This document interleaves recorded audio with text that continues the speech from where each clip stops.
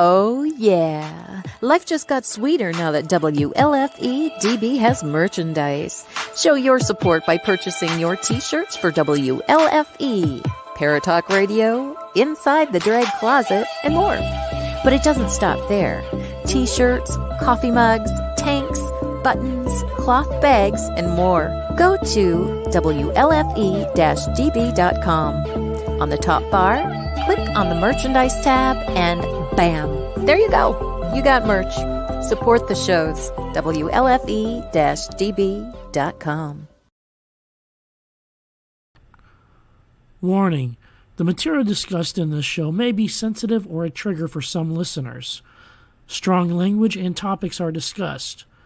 We talk with active duty service members and practice OPSEC at all times. You have been warned.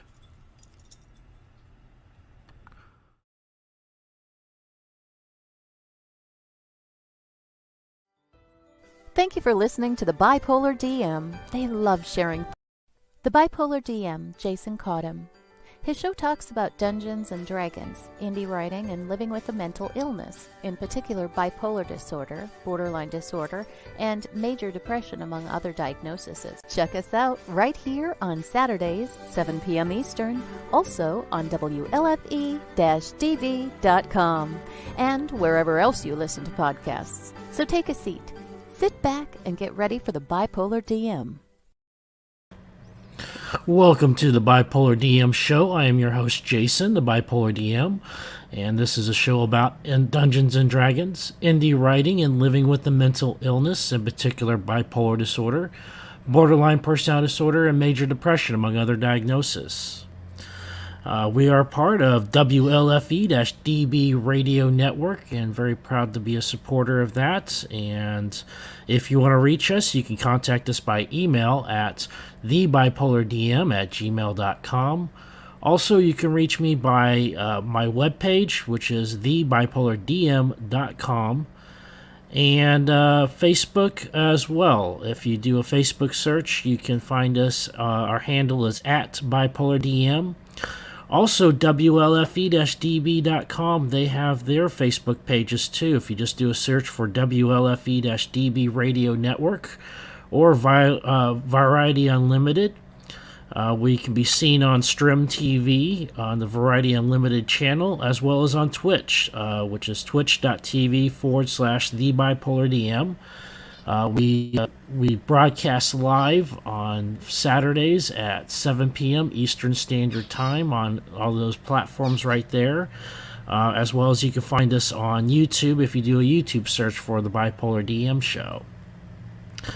We are a proud supporter of Safe Space. If you're not familiar with what Safe Space is, it is a virtual place where you can go to if you're in crisis or if you need somebody to talk to.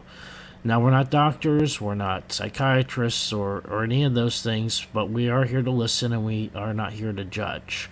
So if you need to reach out to us, go to WLFE-DB.com, select the Safe Space button. It's very prominent on the website, and there you can get connected with resources such as the Trevor Project and others. But if you need to talk to us, be sure to reach out to us, either through my email or through my webpage.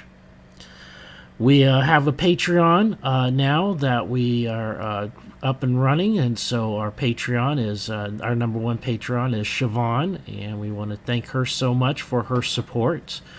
And if you want to support what we're doing here on WLFE-DB Radio Network on the Bipolar DM show, if you'd like to support us, you can go to patreon.com/TheBipolarDM, and there we have various levels of support that you can select to help us out each month, monthly donation.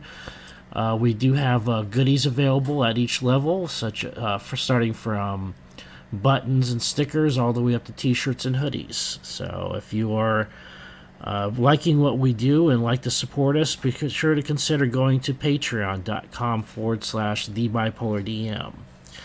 And today's show, we are going to be talking about Veterans Day, having observed it just this past week, or Armistice Day. and talk about what it means as a veteran to remember not only my service but the service of others that have come before me and those that are coming after me, but to also reflect on the sacrifices that we've made for this country and continue to make even to this day. Just because we are no longer in uniform, we do still serve and we do still make that sacrifice for this country, whether it's bearing the wounds of war or the coming home and trying to make adjustments to civilian life, the losses that we've had. There's a lot of things that we carry with us. And on today's episode, we're going to reflect on a couple stories of some veterans in past wars and what they have done and the sacrifices they made. And so let me flip on over to here. Just a little history on Veterans Day itself. Veterans Day is also known as Armistice Day. It's a federal holiday in the United States observed on November 11th for honoring military veterans who have served in the United States Armed Forces that were discharged under conditions other than dishonorable. Now, it actually is the anniversary of World War I cease of hostilities. On the 11th month, the 11th day, at the 11th hour, the Germans and the Allied forces laid down their arms and declared a ceasefire, an armistice. Now, war would continue on for another 7 months until the formal end of World War I with the surrender of Germany.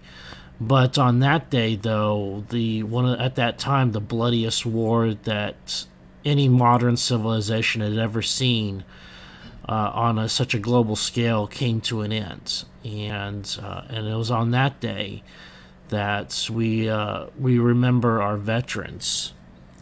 Veterans Day is distinct from Memorial Day, a U.S. public holiday in May. Veterans Day celebrates the service of all U.S. military veterans, while Memorial Day honors those who had died while in military service. Another military holiday also occurs in May, which is Armed Forces Day, which honors those currently serving in the U.S. military. Additionally, Women's Veterans Day is recognized by a growing number of U.S. states that specifically honor women who have served in the United States.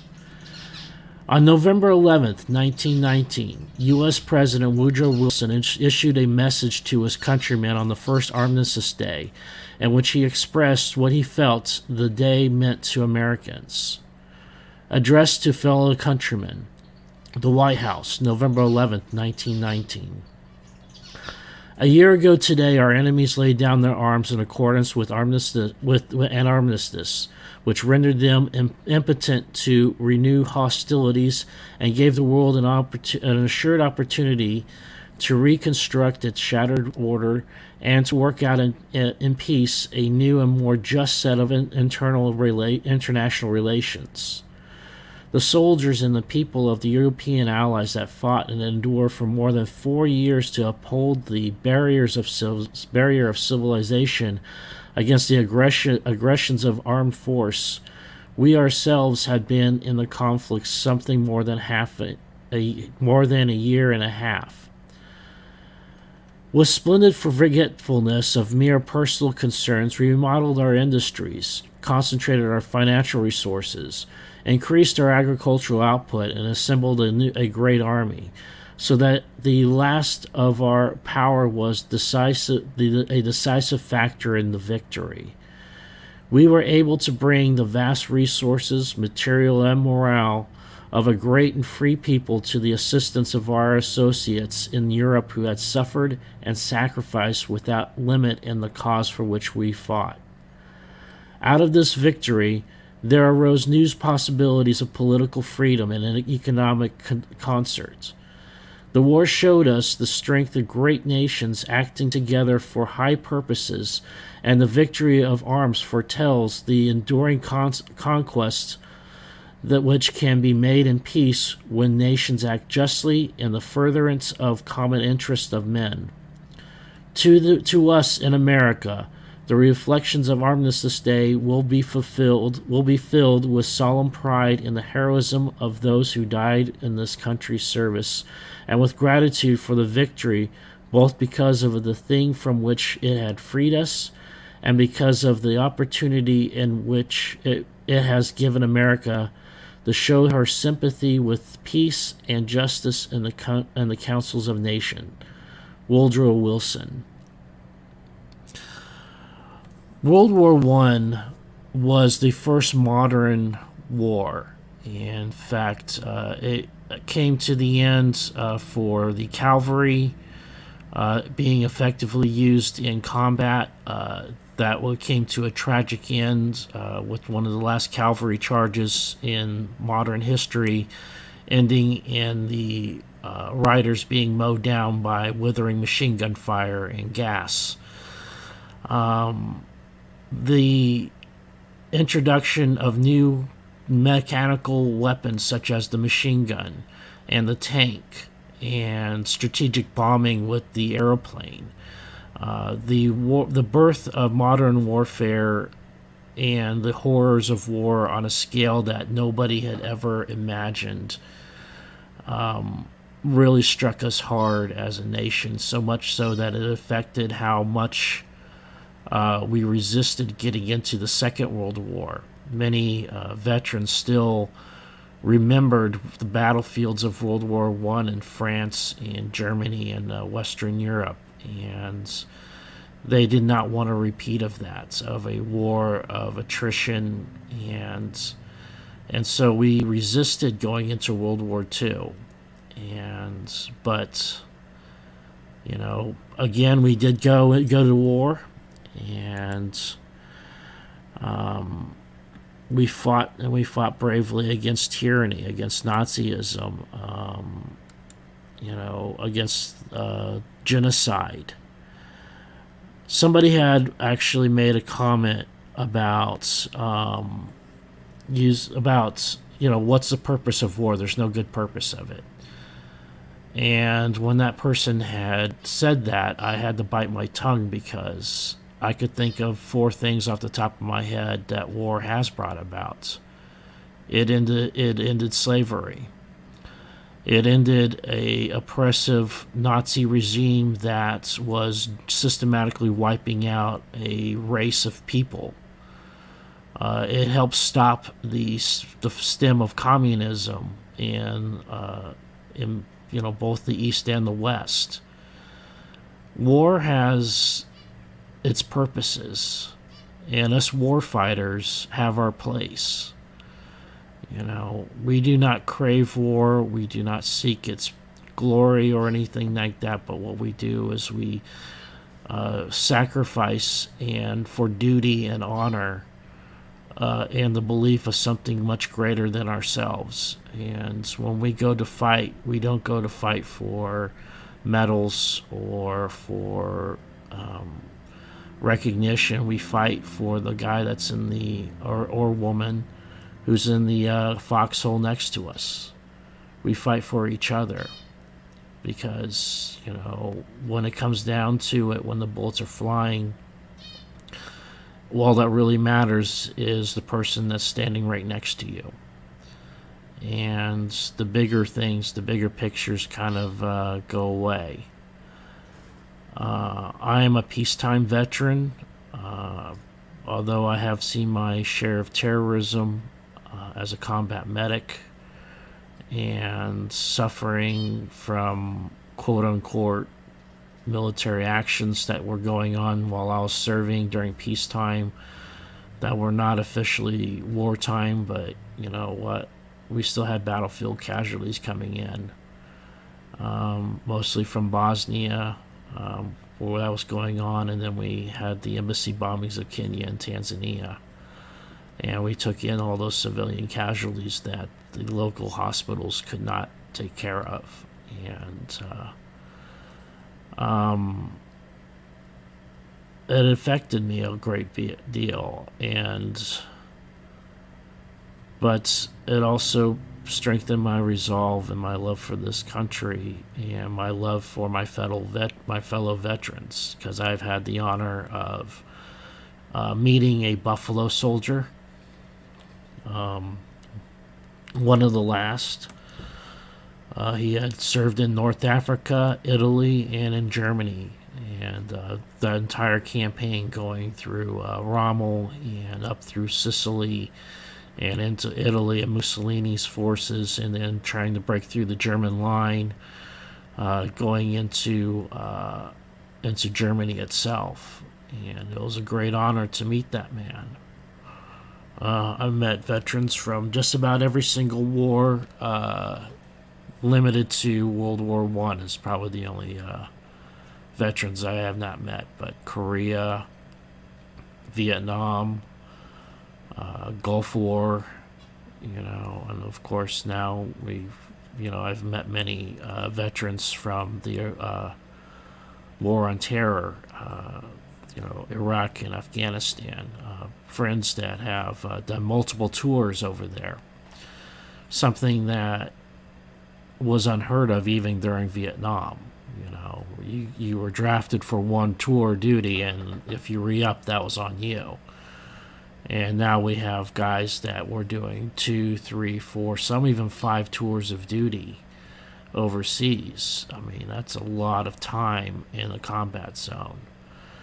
And it's amazing the resilience that we have as soldiers. Yes, we do have the marks of war, whether they are the invisible wounds or they are those of physical wounds.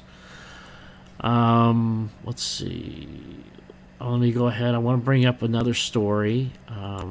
This one is takes place in October 18th, 1943, of William Stewart McHenry Jr.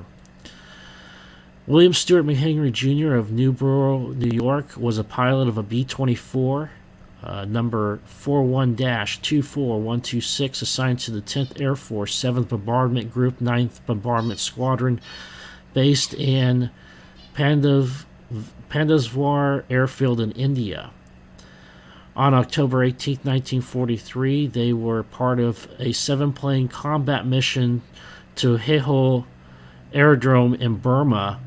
McHenry's plane was hit. The crippled plane fell back and began to lose altitude. According to reports, the enemy turned their attentions on the aircraft after one of the passes by a zero. The left wing of the B-24 blew off, and the rest of the plane plunged towards through the clouds. McHenry and 2 other crewmen were killed. The others survived, bailing out and becoming prisoners of war. After the incident, McHenry's wife, who was 8 months pregnant when her husband was killed, received a letter from a pilot who had witnessed McHenry's plane lose a wing while on fire, then disappearing through the clouds. McHenry's family would later learn that he had kept a burning aircraft aloft long enough to allow his crew to bail out to eventually be rescued. And he and his cockpit crew crashed into enemy territory. It took another 3 years before the remains were recovered. His daughter, born after he was killed, was presented with his Purple Heart and the Distinguished Cross at Stewart Airport when his remains were returned. And she attended his subsequent burial at Arlington National Cemetery weeks later. She recalled that as a child, I still remember the gun salute and the sound of the taps that deeply affected me. To this day, I tear up hearing either sound. He was awarded the Distinguished Service Cross posthumously for extraordinary heroism. After his bomber was severely damaged, Second Lieutenant McHenry skillfully controlled his airplane long enough for 6 members of the crew to bail out before the wing was ripped from the fuselage and his bomber crashed in flames.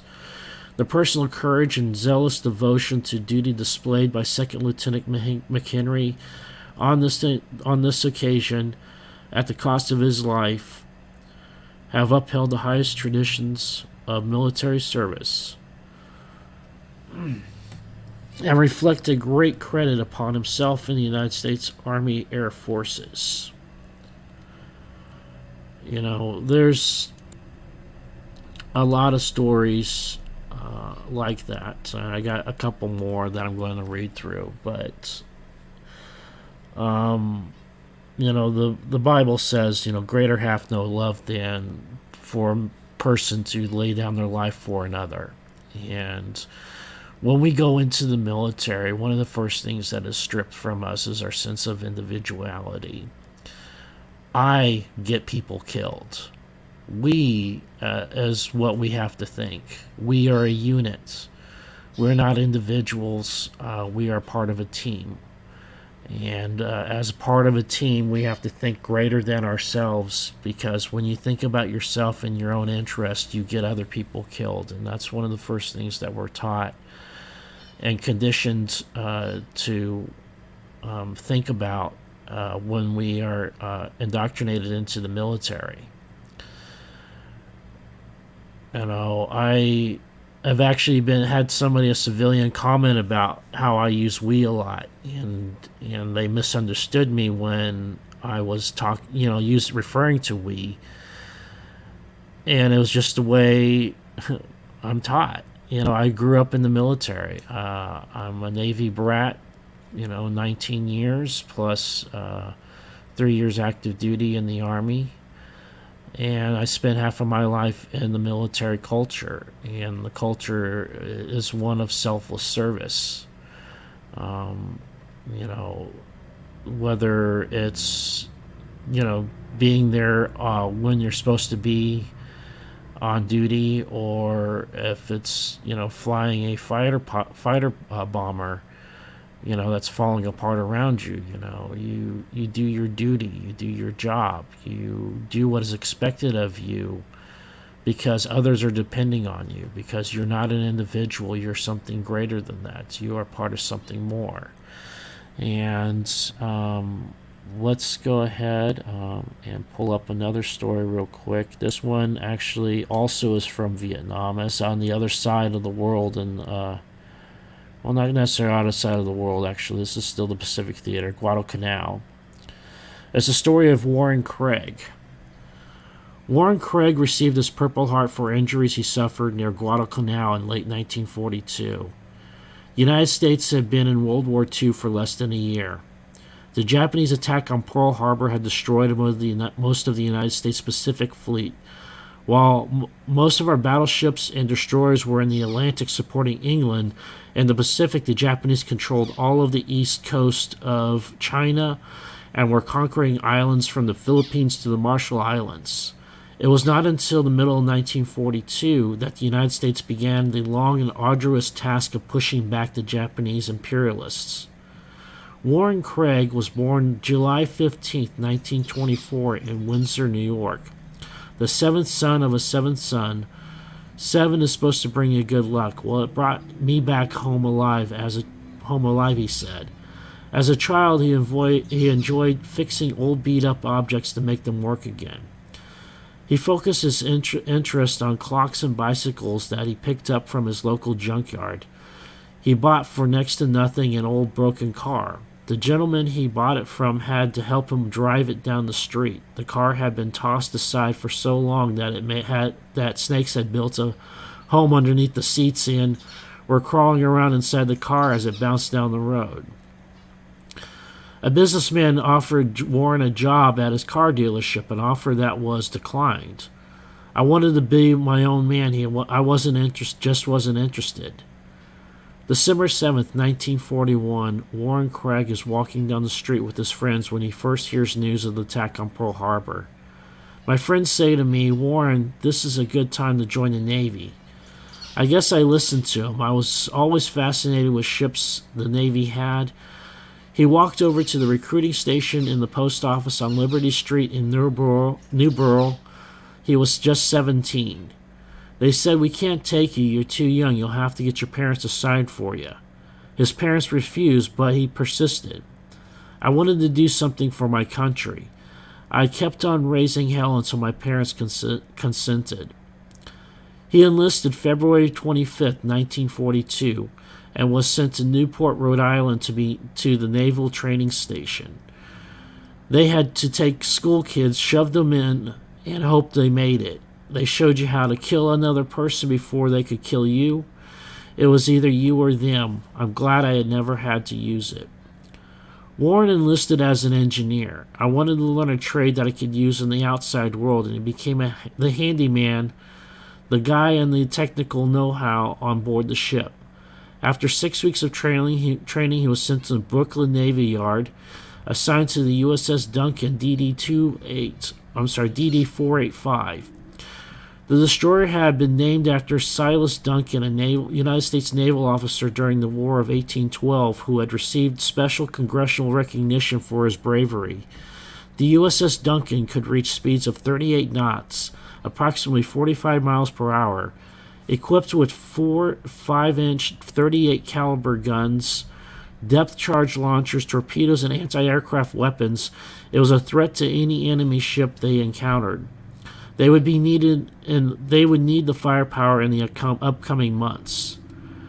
They encountered their first fighting in the Atlantic after leaving Brooklyn, chasing German U-boats and acting as escorts in the first major U.S. naval engagement off the East Coast, dubbed the Battle of the Atlantic. The crew would locate the U-boat and drop depth charges explosives set to detonate after sinking a certain distance, blowing up nearby submarines. You never knew at the moment whether you had hit one or not. We would wake up in the morning and there would be bodies floating in the Atlantic. That would indicate you sank a submarine.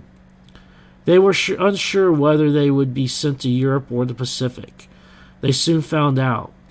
President Roosevelt said on the radio we had to put more ships in the South Pacific. The Japanese were taking island after island, heading for Australia.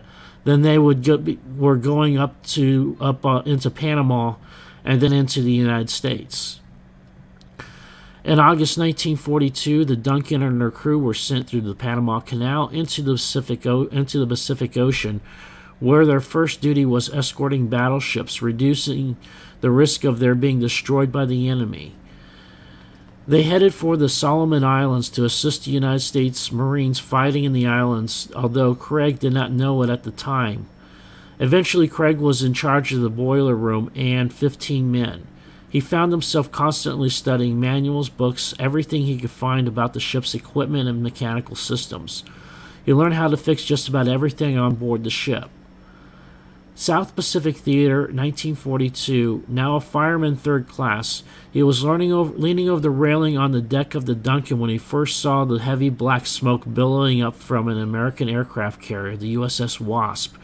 Before his eyes, Japanese torpedoes struck the ammunition room of the ship, blowing it up. All hell broke loose. So many guys died, lads just like me who never came home. 193 enlisted men died in moments. It was a sobering thought. I was scared, he admits. I never showed it in front of my men, but at night I would cry myself to sleep. So many nightmares I'd cry myself to sleep even today. So many young kids died, just in a matter of minutes. Craig has earned the right to speak bluntly. It was a one-way deal. You were put there until you got sunk or beaten up, and it was no place to be. It was nighttime on October 11th, 1942. The Duncan was stationed off of Savo Island on the lookout for submarines. Craig's battle station was in the ammunition room, the worst place in the ship during battle. The men were awake, singing hymns when the Duncan steamed straight into the middle of Japanese ships, part of the Tokyo Express, a fleet of destroyers escorting convoys of enemy soldiers and supplies to Guadalcanal. The Duncan opened fire with its cannons and torpedoes, destroying a Japanese cruiser before turning its guns on a Japanese destroyer. In the magazine room, Warren recalls feeling the ship getting hit with shells. He later found that they came from both the Japanese and American warships. In pitch darkness, Warren Craig remained at the sides of his comrades at their battle stations. I was down in the engineering room with all this ammunition around us. I felt the ship get hit again. It felt like a giant was lifting up on the whole boat. 2 sailors were trapped in the second magazine room. They couldn't escape because the hatches were jammed shut by the explosion. Craig managed to save them by creating an escape way by dismantling some equipment. How we got out of there, I don't know. Warren pulled them out before going around the burning ship looking for any wounded sailors among the wreckage. You hardly imagine a steel ship could catch fire, but there was enough munitions and flammable things that it can. He was finally forced to abandon the sinking vessel. The Duncan eventually sank after taking 56 hits. The final farewell the crew gave to their beloved ship was opening the sea valves and letting the depth charges blow up the ship as it went down, preventing the Japanese from later pulling the boat out of the water. As Craig jumped overboard to escape the fires and explosions, cells were still bursting around him. I didn't think I would live. The paint was burning right off of the steel. He ended up swimming in the water for 14 hours. When the sharks get excited, they eat you right up. There were 2 sharks nearby, but I wasn't attacked. He swam under the scorching tropical sun, searing his legs, shoulders, and his back. Close to death from exposure, he was saved by 2 Marines from an American warship who pulled him out of the water. The doctors immediately went to work saving his life. They had to rehydrate him and treat his exposed skin all over his body, which had been severely sunburned. After several days in the hospital, Craig eventually recovered enough to be released back to duty. On Christmas Eve, 1942, Warren Craig, returning to sea on the destroyer USS Sherbrooke. The destroyer sailed out of Norfolk, Virginia, destined for the Mediterranean Sea in support of the Allies' North African campaign. In 1943, they escorted the forces under Lieutenant General George Patton, commander of the Western Task Force, during the invasion of Sicily. The combined German and Italian defense forces had heavily fortified the shorelines. Our ships blew up the beaches for our invasion forces. Off Palermo one night, all of a sudden the sky lit up like it was daytime. The Germans started bombing our ships. A 500-pound bomb went off right down the middle of the ship and split the torpedo officer in half. 15 men were killed in the boiler room. I'm down there with the rescue party pulling up guys out of the boiler room. I'm holding a guy in my lap. He's alive, but his skin is badly burned, and he dies while I'm holding him. Another guy came along, but he died too. The memory haunts him to this day. Recall the recollection of men dying in his arms, too badly injured for anyone to save them. Battered but operable and forced out of action, the destroyer limped to dry dock, where the bodies of the fallen mariners were recovered for proper burial. The sailors were forced to send divers to the flooded compartments in order to retrieve the bodies. Despite the damage to the ship, it was sent sailing back home to New York. We needed an escort. We couldn't maneuver any away from a submarine with only one engine. The workers fixed the ship quickly, faster than it had taken to build, and Craig and the crew set sail once again for Europe, arriving in Ireland in May 1944.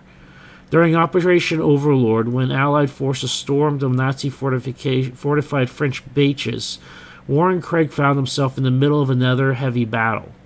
At one point, the men on board the naval ships sailing in the English Channel had trouble with German artillery located ashore. Unable to identify the position of the gunners, the Sherbrooke was sent close to shore as a decoy in an attempt to find the location of the Germans by inducing them to fire, which they did. Ships nearby were hit, but the Sherbrooke was not damaged. After heavy fighting on the beaches, the Allied forces began their push through Western Europe, and after a few months, the ships in the English Channel were sent elsewhere. We knew the war was just about over when they sent us, when there was nowhere left for us to be sent.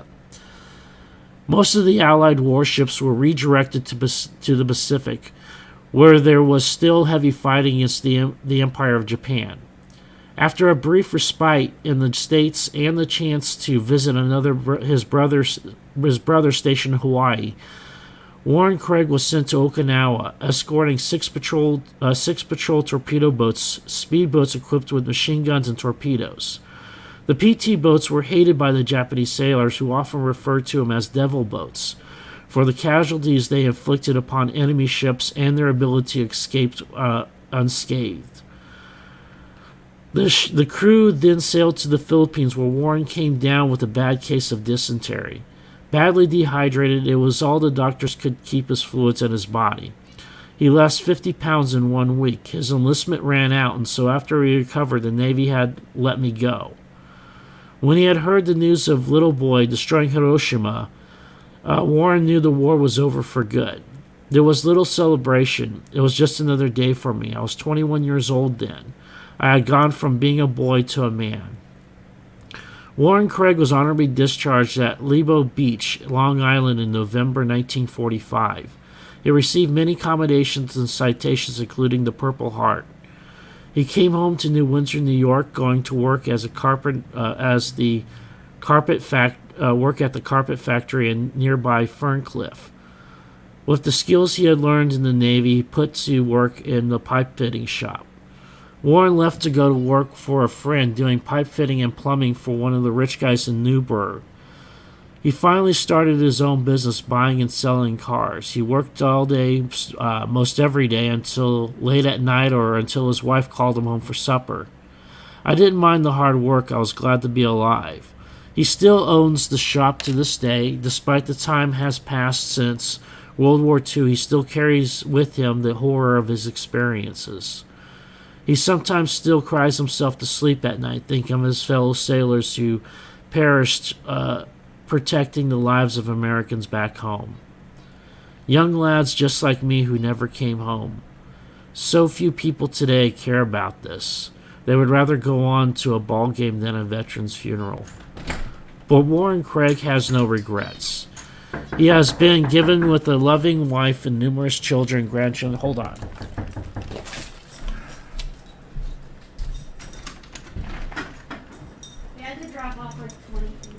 Okay. I mean, it's 3. Sorry about that. I had to let my son in the house.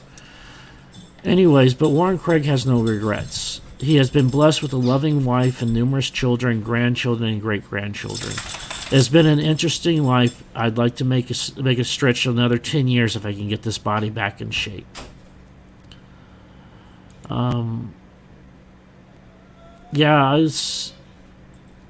There's all these stories about us that nobody knows about, and and a lot of them need to be told. Thank you to the internet and websites like purpleheart.org and others that have these stories, because without these records, without these remembrances, some of them actually on video too from the veterans themselves, they would be forgotten in history, and those who have died would be forgotten. And it is the duty of us as veterans to never forget our brothers and sisters who have fallen. We're going to go ahead and take a quick commercial break, and then after that we'll just continue on with one more story.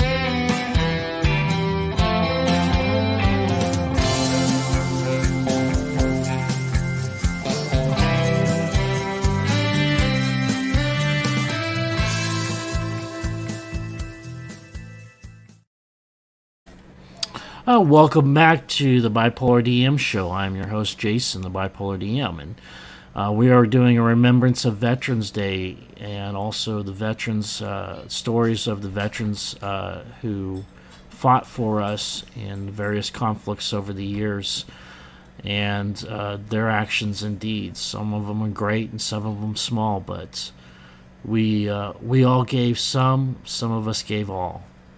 And we want to remember all those who have given and sacrifice and duty and honor for this country. And Robert made a comment that's pretty interesting, which is the USS Wasp has been found. She was discovered at the bottom of the ocean. So yeah, they did find the remains of the USS Wasp, and of course, in remembrance and honor of it, because it is a tomb for so many hundreds of sailors who never had a chance to escape her.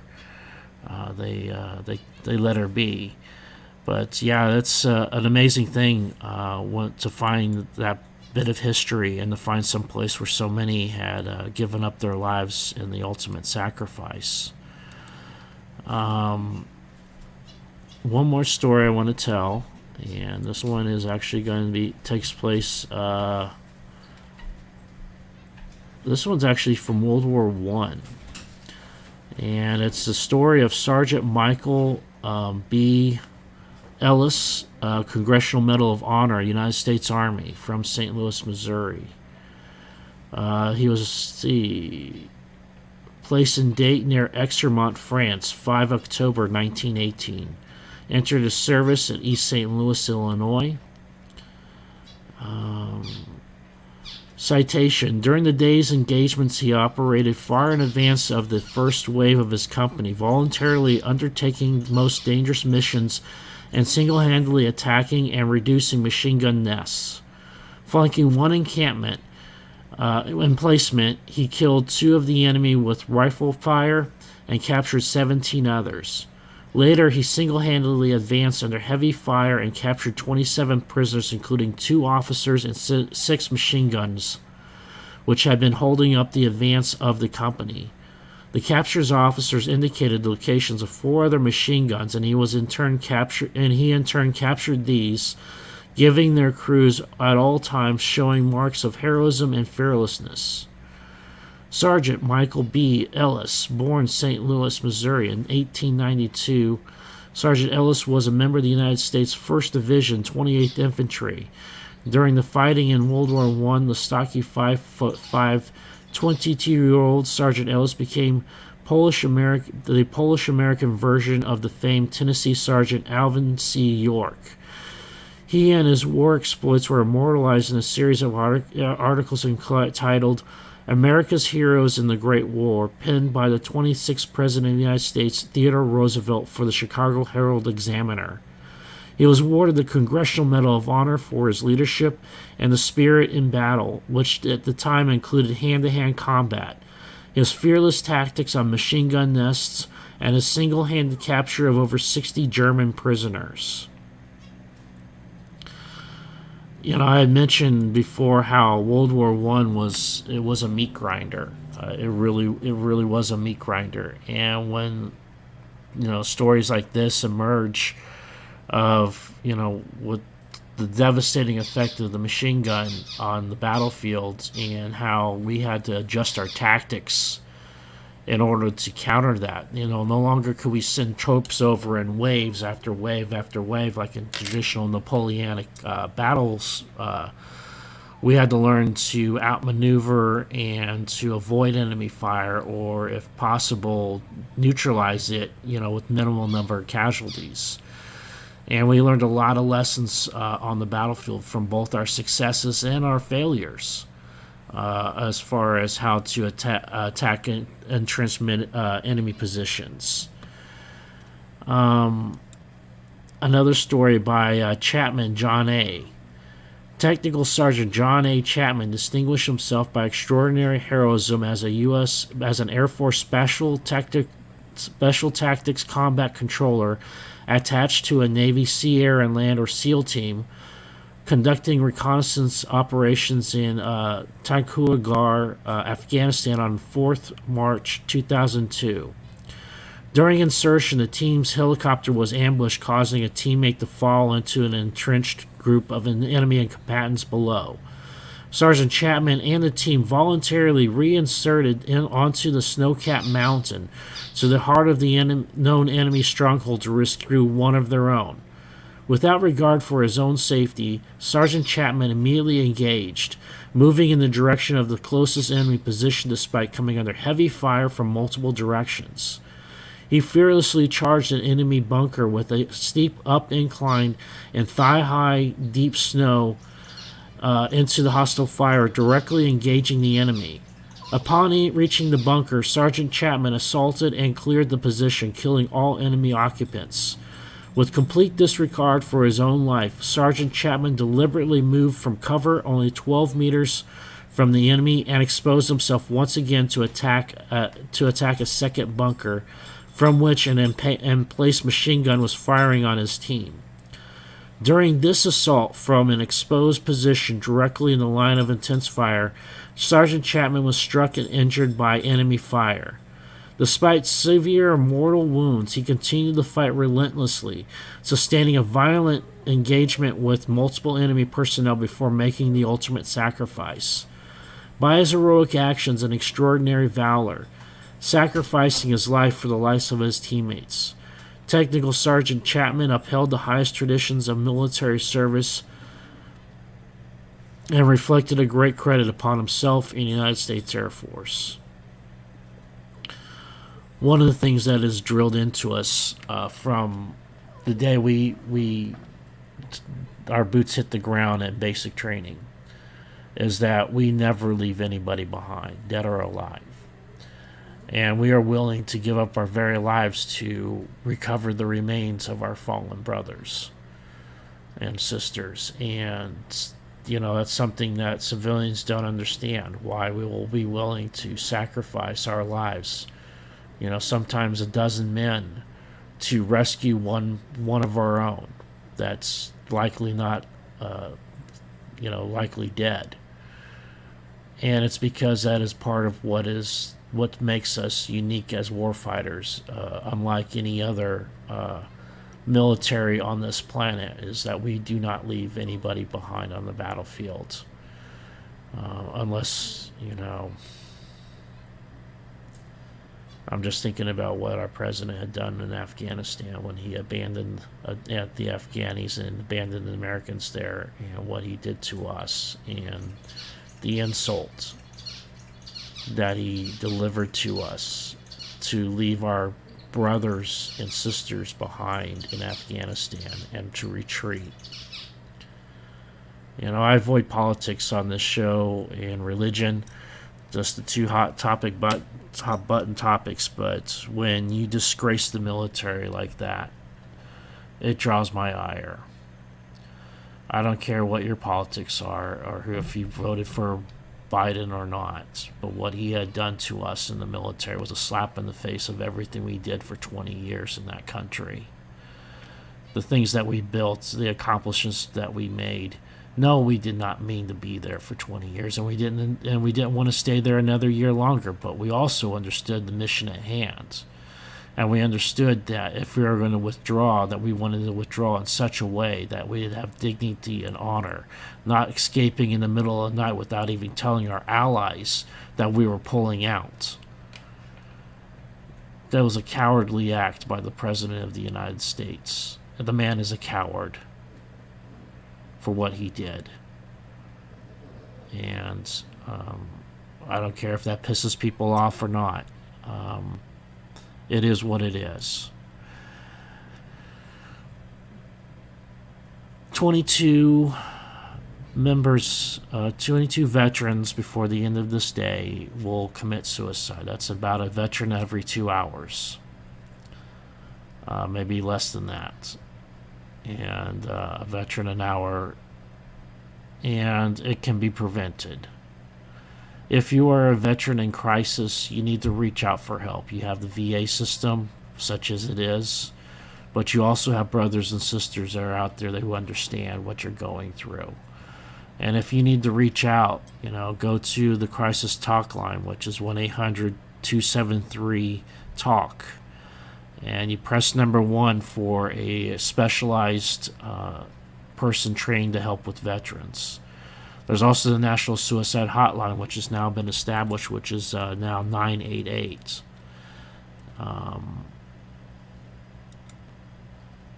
And other resources we have out there, such as the veteranscrisisline.net, where you can talk by text, make the connection, vetcenters.gov. We got a lot of resources out there to help out our fellow veterans, and one more suicide is too much. We have to do better than this. We are much better than this as a society, and we need to be taking care of our veterans. And sadly, we are falling way short of that, so we're not doing a good enough job. I've been in the VA system for over 20 years now. I've seen it improve quite a bit in its treatment of us, but it still has a long way to go. Promises were made to us.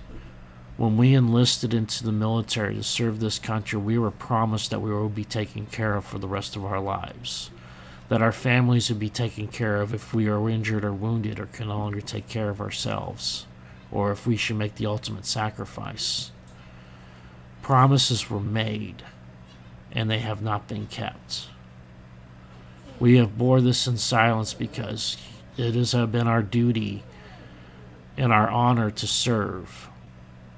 But we can't be silent any longer about the treatment of veterans in this country, especially by the civilian population who uses us as cheap token chips in political campaigns, who pay lip service to us saying they support the troops but not the war. Do you know what kind of insult that is to a soldier when you say something stupid like that? Our mission what was going on. That is our purpose. And to say you don't support that, but you can support the troops. I'm sorry, but we don't make a distinction like that, unlike you civilians.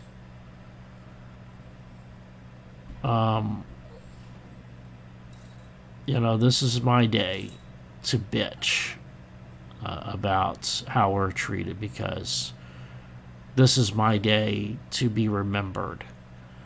And I'm going to use my day to help my fellow veterans and to educate some of you out there that, we have given more in our lives in such a short period of time, when you think of the whole span of the human lifespan, and how much of the military takes up of that, how much of combat takes up with that, how much of wartime and peacetime service takes up of that.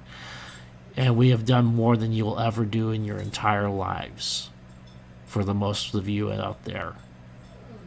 We have made a bigger impact on this world globally than some of you will ever hope to make, even in your own community. We have taken part in missions that have changed the lives of hundreds of thousands of people, millions. What have you done? Except burn down stores, riot, murder police officers, and bitch and complain that your iPhone's not working or not getting 5G. I am angry. I'm hurt. It should not have been this way. We should not have, with all that we have sacrificed, we should not be coming home to this mess. The parties, the political parties, they need to get their heads out of the fourth point of contact, and they need to start working together. Because it's not getting done. What they're doing now, nothing's getting done. And China and Russia, they're smelling blood in the water. They look for weakness. And to think that they're going to go away because we sign in on the Paris Peace Accords or the Green Accords or whatever. No, this world is a dangerous place. And for those of us who've been out there and have seen it, it's frustrating to look at the rest of you here and your la la land and You bitch about the stupidest things. Yeah, racial causes are important.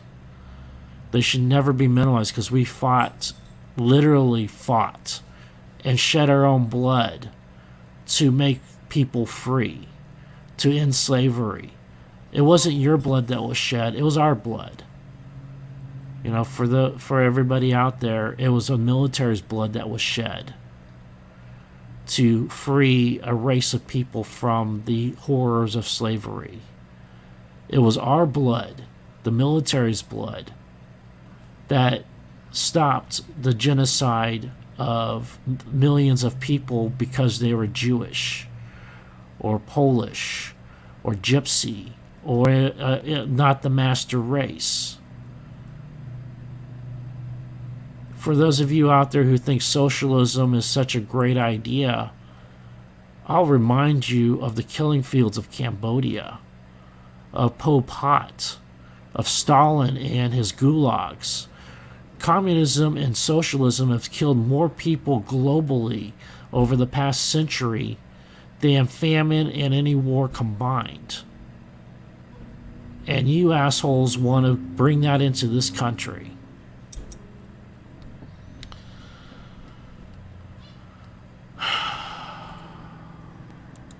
Yeah. Ooh, what's that? Robert put up a little goodie up here. I wonder if that... Yeah, I'll have to look that take a look at that, Robert.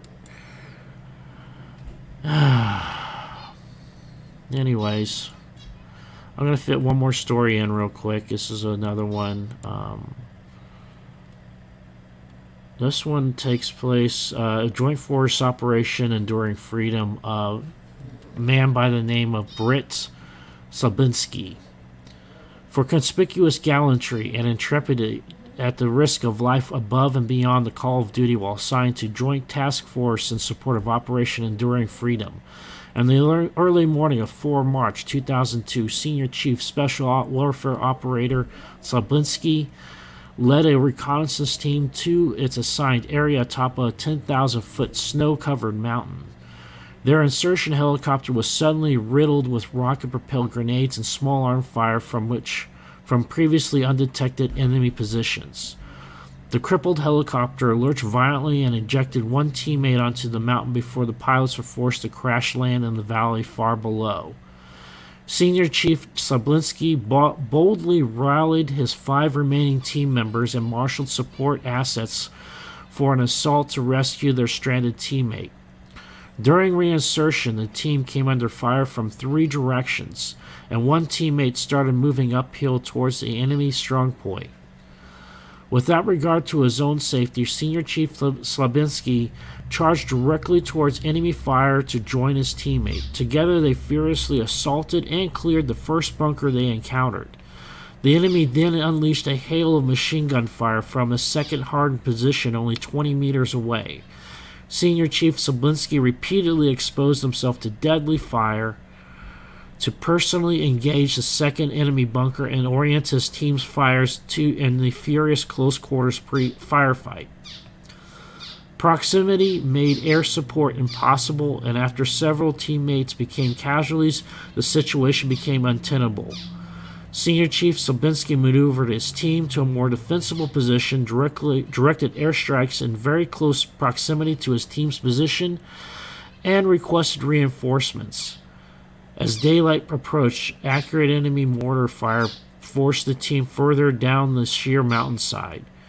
Senior Chief Slabinsky carried a seriously wounded teammate through snow and led a difficult trek across precipitous terrain while calling in fire on the enemy, which was engaging the team from surrounding ridges. Throughout the next 14 hours, Senior Chief Slabinsky stabilized the casualties and continued the fight against the enemy until the hill was secured and his team was extracted. By his undaunted courage, bold initiative, leadership, and a devotion to duty, Senior Chief Slabinsky reflected great credit upon himself and upheld the highest traditions of the United States Naval Service. I've met a lot of guys over the years, and one of the things I jokingly talk about is when I was when I was going into the army, I was in Rota, Spain, staying with my parents. My dad was stationed there at NAS Rota, and I got to drink with SEAL Team 4. Those guys took me in. I mean, I was nobody. I wasn't even enlisted yet, but I was slated to go to basic training, and they took me in like a brother. And that was when I first got that taste of what it was like to have that brotherhood with other men that I respected and wanted to be like. And those men from SEAL Team 4 were awesome, especially John Wolf. He was a great guy. I don't know where he is now or how his career went, but he was one of those guys that had a great influence upon me as I went into the military. Well, let's go ahead and tie this up. I want to thank you all for tuning in to WLFE-DB Radio. This is the Bipolar DM show. You can watch us live on Saturdays at 7 p.m. Eastern Standard Time here on WLFE-DB.com, Stream TV on the Variety Unlimited channel, and also on twitch.tv/The Bipolar DM. Listen to the show anytime, wherever you find your favorite podcasts. We're on all the major ones. So, iHeartRadio, Apple, Spreaker, all that stuff. So, we post the show afterwards on there. Thank you again for tuning in to the Bipolar DM show. I am your host, Jason. And remember, everybody, take your meds. Thank you for listening to the Bipolar DM. They love sharing thoughts and ideas. See you next week, 7 p.m. Saturdays on WLFE-DB.com, where our shows are your shows, and that makes for great talk radio. WLFE Digital Broadcast Network is on TV. You can watch all of our shows on WLFE-DB.com. Check out our channels: Paranormal View for all of your paranormal type shows, LGBTQ Friends for all of our LGBTQ shows, Variety Unlimited for all other shows. It runs 24/7 right on WLFE-DB.com. You'll even catch the lives, all in one place. Never miss an episode, past or future. WLFE-DB.com, where our shows are your shows.